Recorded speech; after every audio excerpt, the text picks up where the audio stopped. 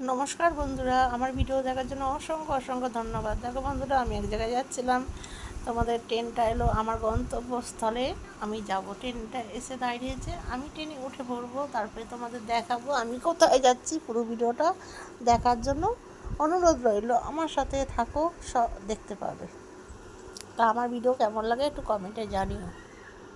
তারপরে দেখো বন্ধুরা, ট্রেনে উঠে পড়েছি। ট্রেনে উঠে এবার ট্রেন থেকে বাইরের ভিউটা দেখাচ্ছি।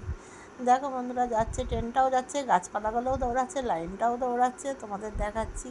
কত সুন্দর লাগে ট্রেনের ভেতর থেকে দেখতে বাইরের প্রাকৃতিক পরিবেশগুলো, তাই না বন্ধুরা? বলো, আমার তো ভীষণই ভালো লাগে। তোমাদের কেমন লাগে একটু কমেন্টে জানিও। দেখো বন্ধুরা, আমি তোমাদের দেখাতেই থাকলাম।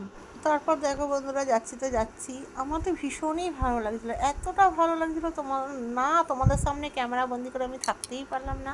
আর যেহেতু আমরা যেখানে যাই ক্যামেরা বন্দি করি, তাই কিনা বন্ধুরা? বলো, দেখো বন্ধুরা, কত সুন্দর প্রাকৃতিক পরিবেশটা, এত ভালো লাগছিলো, তোমাদের কি বলবো।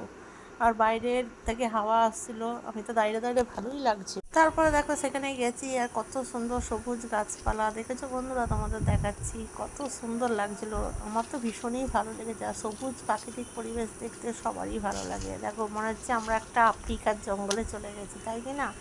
এরকমই মনে হচ্ছিল। দেখো, তোমাদের দেখাচ্ছি চারপাশের ভিউটা, ওর একা অ্যালার্জি লাগলো কমেন্টে জানিও।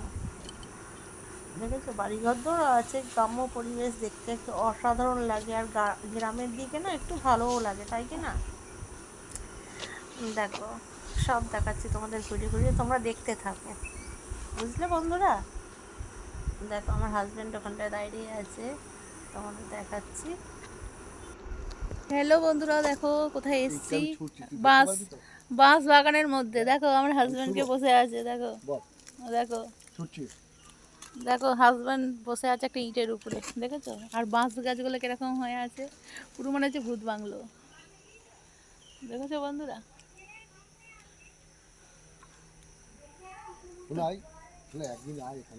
তোমাদের কেমন লাগছে বলো? দেখেছো বন্ধুরা, কিরকম সবুজে সবুজ প্রাকৃতিক পরিবেশ কার ভালো লাগে? এরকম বাঁশ গাছ কে দেখেছো বন্ধুরা?